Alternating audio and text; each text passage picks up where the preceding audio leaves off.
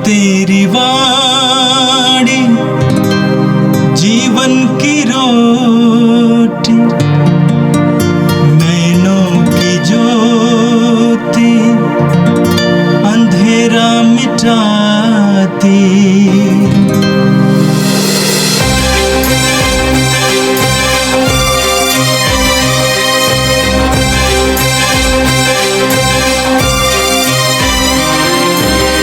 प्रभु तेरी वाणी जीवन की रोटी, नैनों की ज्योति अंधेरा मिटाती।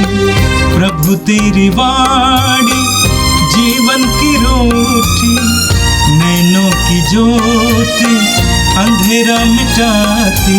वाणी वाणी वाणी वाणी वाणी पवित्र है, शाश्वत है, जीवन का मन्ना है। 24 नवंबर बुधवार। नबी दानियल का ग्रंथ, अध्याय 5, पद संख्याएँ 106, 1314, 16 से 17 और 23 से 28। राजा बेलशस्सर ने अपने 1000 सामंतों को एक बड़ा भोज दिया। वह उन 1000 अतिथियों के साथ अंगूरी पी रहा था और उसने अंगूरी के नशे में सोने और चांदी के वे पात्र ले आने का आदेश दिया जिन्हें उसके पिता नबूकदनेस्सर ने यरूशलेम के मंदिर से चुरा लिया था। वह अपने सामंतों, अपनी पत्नियों और उपपत्नियों के साथ उनमें पीना चाहता था। इसलिए यरूशलेम के मंदिर से चुराए हुए सोने चांदी के पात्र लाए गए और राजा अपने सामंतों, अपनी पत्नियों और उपपत्नियों के साथ उनमें पीने लगा। अंगूरी पीते समय वे सोने, चांदी, पीतल, लोहे, लकड़ी और पत्थर के देवताओं की प्रशंसा करते जाते थे। उस समय एक मनुष्य के हाथ की उंगलियां दिखाई पड़ी और वे दीपाधार के सामने राजभवन की पुती हुई दीवार पर कुछ लिखने लगी। राजा ने लिखने वाला हाथ देखा, उसका रंग उड़ गया, वह बहुत घबराया, उसके पैर कांपने और उसके घुटने एक दूसरे से टकराने लगे। जब दानियल राजा के सामने लाया गया तो राजा ने उससे कहा, क्या तुम दानियल हो, यूदा ने उन निर्वासितों में से एक जिन्हें राजा मेरे पिता यूदा से ले आए थे? मैंने तुम्हारे विषय में सुना है कि देवताओं का आत्मा तुम में विद्यमान है और यह कि तुम अतर्ज्योति, विवेक और असाधारण प्रज्ञा के संपन्न हो। लोगों ने तुम्हारे विषय में मुझे बताया है कि तुम स्वप्नों की व्याख्या कर सकते और समस्याओं को सुलझा सकते हो। यदि तुम यह लेख पढ़कर इसका अर्थ समझा सकते हो तो तुम बैंगनी वस्त्र पहनोगे, गले में सोने का हार धारण करोगे और राज्य के तीसरे स्थान पर विराजमान होगे। दानियल ने राजा को यह उत्तर दिया, आप अपने उपहार अपने ही पास रखें और दूसरों को अपने पुरस्कार प्रदान करें। फिर भी मैं राजा के लिए यह लेख पढ़ूंगा और उन्हें इसका अर्थ समझाऊंगा। आपने स्वर्ग के प्रभु का विरोध किया, आपने उसके मंदिर के पात्र लाने का आदेश दिया, आपने अपने सामंतों, अपनी पत्नियों और उपपत्नियों के साथ उनमें अंगूरी का पान किया। आपने सोने, चांदी, पीतल, लोहे, लकड़ी और पत्थर के उन देवताओं की प्रशंसा की जो न तो देखते हैं, न सुनते और न समझते हैं। आपने उस ईश्वर की स्तुति नहीं की जिसके हाथ में आपके प्राण और समस्त जीवन निहित है। इसलिए उसने यह हाथ भेजकर यह लेख लिखवाया। यह लेख इस प्रकार है, मने, तकेल और फरसीन। इन शब्दों का अर्थ इस प्रकार है, मने ईश्वर ने आपके राज्य के दिनों की गिनती की और उसे समाप्त कर दिया। तकेल, आप तराजू पर तौले गए और आपका वजन कम पाया गया। फरसीन, आपका राज्य विभाजित होकर मेदियों और फारसियों को दे दिया गया है। यह प्रभु की वाणी है। संत लूकस के अनुसार पवित्र सुसमाचार अध्याय 21 वाक्य 12 से 19 तक। यीशु ने अपने शिष्यों से यह कहा, लोग मेरे नाम के कारण तुम पर हाथ डालेंगे, तुम पर अत्याचार करेंगे, तुम्हें सभागृहों तथा बंदी गृहों के हवाले कर देंगे और राजाओं तथा शासकों के सामने खींच ले जाएंगे। ये तुम्हारे लिए साक्ष्य देने का अवसर होगा। अपने मन में निश्चय कर लो कि हम पहले से अपनी सफाई की तैयारी नहीं करेंगे, क्योंकि मैं तुम्हें ऐसी वाणी और बुद्धि प्रदान करूंगा जिसका सामना अथवा खंडन तुम्हारा कोई भी विरोधी नहीं कर सकेगा। तुम्हारे माता पिता, भाई, कुटुंबी और मित्र भी तुम्हें पकड़वा देंगे। तुम में से कितनों को मार डाला जाएगा और मेरे नाम के कारण सब लोग तुमसे बैर करेंगे। फिर भी तुम्हारे सिर का एक बाल भी बाका नहीं होगा। अपने धीरज से तुम अपनी आत्माओं को बचा लोगे। यह प्रभु का दिव्य सुसमाचार है। क्रिस्त प्रभु की जय।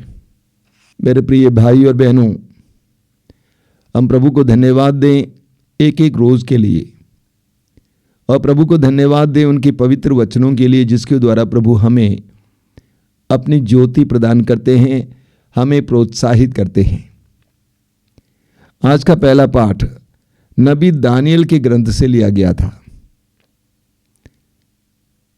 आपको कई बार बताया जा चुका है कि प्रभु यीशु के आने से करीब 600 साल पहले बाबुल का राजा नेबुकदनेस्सर ने यहूदा पर आक्रमण किया और यरूशलेम नगर को नष्ट किया। यरूशलेम मंदिर को तहस नहस किया और यरूशलेम मंदिर में जितनी भी अनमोल चीजें थी, बहुमूल्य चीजें थी, सोना चांदी, सोने चांदी के कटोरे इत्यादि उठा के ले गए।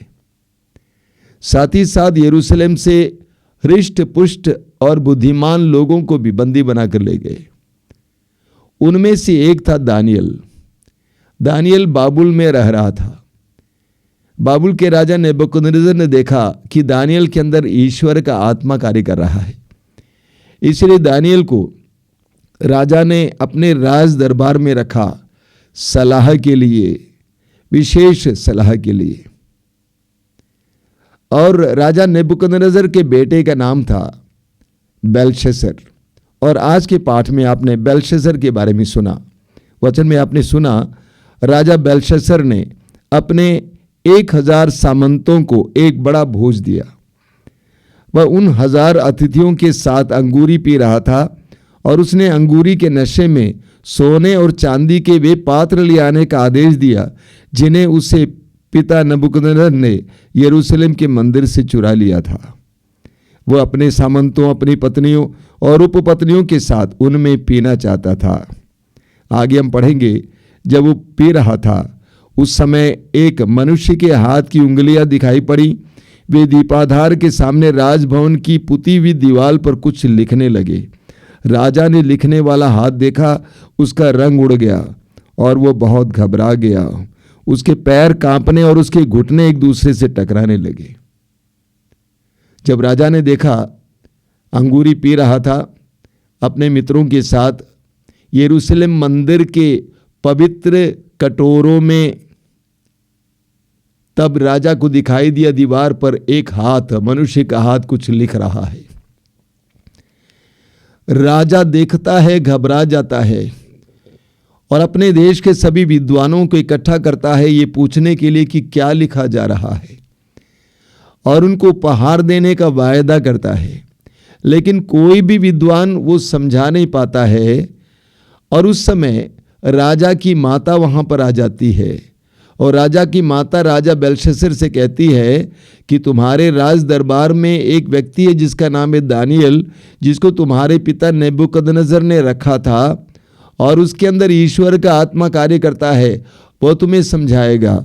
दानियल को बुलाया जाता है और दानियल के सामने वो कहता है कि मैं तुमको उपहार दूंगा। दानियल ने राजा को ये उत्तर दिया, आप अपने उपहार अपने ही पास रखें और दूसरों को अपने पुरस्कार प्रदान करें, फिर भी मैं राजा के लिए लेख पढ़ूंगा और इसका अर्थ समझाऊंगा। दानियल लेख पढ़ता है, वहां पे दीवार पे क्या लिखा वो तो पढ़ता है। वहां लिखा हुआ था मने मने तकेल तकेल फरसीन। दानियल ने कहा मने का अर्थ है ईश्वर ने आपके राज्य के दिनों की गिनती की और उसे समाप्त कर दिया है। तकेल का अर्थ है आप तराजू पर तौले गए और आपका वजन कम पाया गया। फरसीन का अर्थ है आपका राज्य विभाजित होकर मोदियों और फारसियों को दे दिया गया है। विनाश का संदेश लिखा हुआ था। आप उसी अध्याय 5 के अंत में पढ़ेंगे कि उसी रात को राजा बेलशस्सर मार डाला गया था। प्रभु ईश्वर ने हमें 10 नियम दिए हैं, उनमें से एक है, दूसरा नियम है अपने ईश्वर का नाम व्यर्थ में नहीं लेना। ईश्वर का नाम व्यर्थ में नहीं लेना। ईश्वर हमारे आदर सम्मान आराधना का पात्र है। उस ईश्वर का नाम व्यर्थ में नहीं लिया जाना चाहिए। ईश्वर का नाम, ईश्वर की वस्तुएं, ईश्वर का स्थान, ईश्वर के लोगों को मजाक का पात्र नहीं बनाना चाहिए। बेलशस्सर ने यरूशलेम मंदिर के पवित्र कटोरों में मदिरा पिया, ईश्वर की अवहेलना की, ईश्वर का अनादर किया, ईश्वर के नियम का उल्लंघन किया और इसलिए उसी रात को वो मार डाला गया। बेलशस्सर का उदाहरण हमारे लिए एक महत्वपूर्ण उदाहरण है। हमारे जीवन में भी कभी कभी हम प्रभु की बातों को, प्रभु के वचन को, प्रभु के लोगों को, प्रभु के स्थानों को हल्के से लेते हैं, मजाक का पात्र बनाते हैं। ऐसा कभी नहीं होना चाहिए। बेलशस्सर हमारे लिए एक उदाहरण है।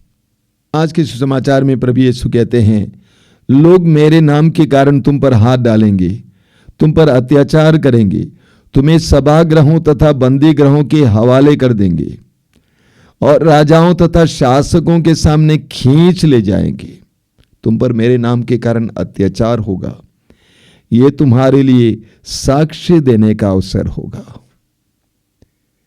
प्रभु कहते हैं अत्याचार और अपमान का समय तुम्हारे लिए साक्ष्य देने का समय होगा। जब लोगों के सामने तुम खड़े किए जाओगे, तुम मेरे नाम का साक्ष्य दोगे। वास्तव में शिष्यों के जीवन में यह हुआ। जब उन पर अत्याचार किया गया, उनको सताया गया, उन सारे क्षणों में उन्होंने प्रभु का साक्ष्य दिया। और जितना विश्वासी लोग सताए जाते थे, उतना वचन का फैलाव होता था, विकास होता था, राज्य का विकास होता था।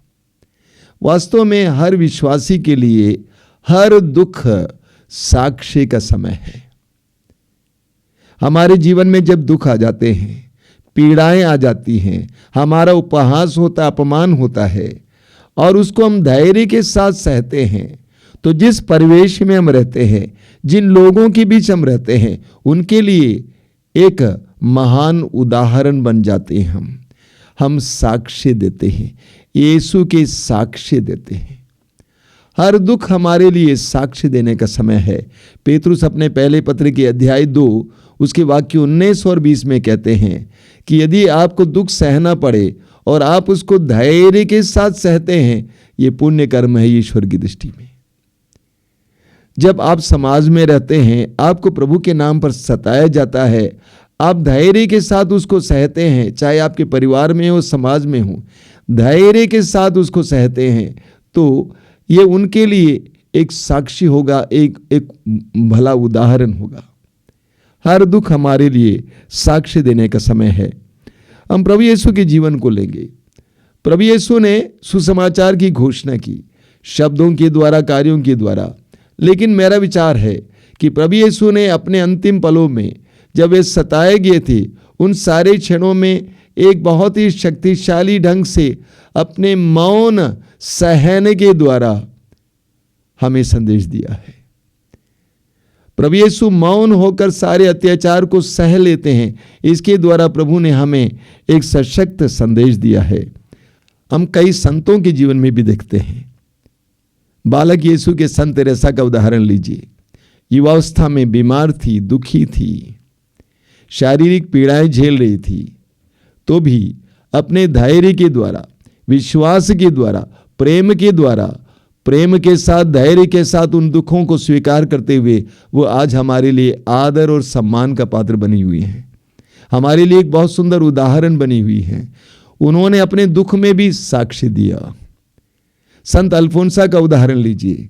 संत अल्फोंसा को लंबे समय तक दुख झेलना पड़ा, लेकिन धैर्य, प्रेम और पवित्रता के साथ उसको झेलती हुई वो हमारे लिए आदर और सम्मान के पात्र बन गए, एक महान संत बन गए।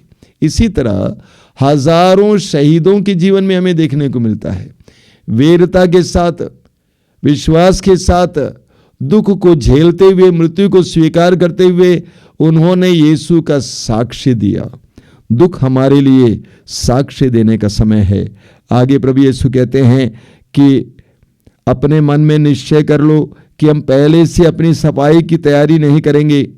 जब इस तरह तुम्हारे ऊपर अत्याचार होगा, प्रभु कहते हैं अपने मन में निश्चय कर लो कि हम पहले से अपनी सफाई की तैयारी नहीं करेंगे, क्योंकि मैं तुम्हें ऐसी वाणी और बुद्धि प्रदान करूंगा जिसका सामना अथवा खंडन तुम्हारा कोई भी विरोधी नहीं कर सकेगा।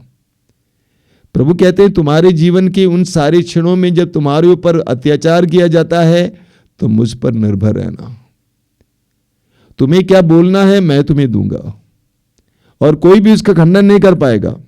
प्रेरित चरित्र के अध्याय 6 उसके वाक्य 10 में पढ़ते हैं, जब संत स्तेफनुस को पत्थरों से मार डाला जा रहा था, उससे पहले स्तेफनुस ने जो वचन सुनाए थे लोगों को, लोग इसका सामना नहीं कर पाए, खंडन नहीं कर पाए, क्योंकि वे पवित्र आत्मा के सामर्थ्य से भरकर बोल रहे थे।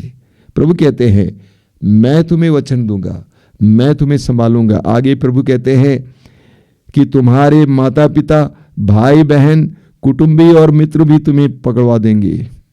तुम में से कितनों को मार डाला जाएगा और मेरे नाम के कारण सब लोग तुमसे बैर करेंगे, फिर भी तुम्हारे सिर का एक बाल भी बांका नहीं होगा। प्रभु कहते हैं यहां तक कि तुम्हारे प्रिय लोग, प्रियजन, परिवार के सदस्य, माँ बाप, भाई बहन भी तुम्हारा तिरस्कार करेंगे मेरे कारण। डरना नहीं, तुम्हें कुछ नहीं होगा। हम पढ़ते हैं स्तोत्र 27 उसके वाक्य 10 में, वहां लिखा हुआ स्तोत्रकार कहता है मेरे माता पिता मुझे छोड़ दें लेकिन प्रभु मुझे नहीं त्यागेगा। मेरे माता पिता भले ही मुझे छोड़ दें लेकिन मेरा प्रभु मुझे नहीं त्यागेगा। प्रभु कहते हैं मैं तुमको नहीं छोड़ूंगा। इस्यास नबी अध्याय 49 वाक्य 15 में प्रभु कहते हैं क्या एक स्त्री दूध मुहे बच्चे को बुला सकती है? यदि वो भुला भी दे तो भी मैं तुम्हें नहीं बुलाऊंगा। इस्यास अध्याय 43 में प्रभु कहते हैं जब तुम समुद्र पार करोगे जलधाराएं तुम्हें बहा कर नहीं ले जाएंगी, क्योंकि मैं तुम्हारे साथ रहूंगा। प्रभु कहते हैं डरना नहीं, मैं तुम्हारे साथ रहूंगा। आगे प्रभु कहते हैं अपने धीरज से तुम अपनी आत्माओं को बचा लोगे, अपने धैर्य से तुम अपनी आत्माओं को बचा लोगे। धैर्य विश्वास का फल है, धैर्य प्रेम का फल है, धैर्य शांति का फल है। प्रभु कहते हैं धैर्य सहनशीलता का फल है। प्रभु कहते हैं अपने धैर्य के द्वारा तुम अपनी आत्मा को बचाओगे। जीवन में कठिन परिस्थितियों से हमें गुजरना पड़े, एक विश्वासी को अपने धैर्य को बनाए रखना चाहिए। प्रभु से प्रार्थना करें कि प्रभु जब मैं दुखों से गुजरूं, मेरा अपमान किया जाता है, मेरा उपहास किया जाता है, मुझ पर अत्याचार किया जाता है, उन सारे क्षणों में मेरे अंदर दृढ़ विश्वास हो, मेरा धैर्य बना रहे। आइए हम प्रार्थना करें। प्रभु यीशु तेरे पवित्र वचनों के लिए हम धन्यवाद देते हैं, आज के सुंदर दिन के लिए धन्यवाद देते हैं। इन सारे वचनों के द्वारा तूने हमारे अंतरतम में जो उत्साह भर दिया उसके लिए धन्यवाद देते हैं। जीवन की हर परिस्थिति को स्वीकार करने की हमें कृपा दीजिए, कठिन से कठिन दुख को धैर्य के साथ सामना करने के लिए कृपा दीजिए। ये प्रभु यीशु इन वचनों को सुनने वाले मेरे भाई बहनों को आशीर्वाद देना, उनके हर काम काज पर आशीर्वाद देना। आज का संपूर्ण दिन उनके लिए आशीष का दिन बने। हमारी इस प्रार्थना को ग्रहण करिए यीशु, आमीन। प्रभु तेरी वाणी जीवन की रोटी, नैनों की ज्योति अंधेरा मिटाती। हाय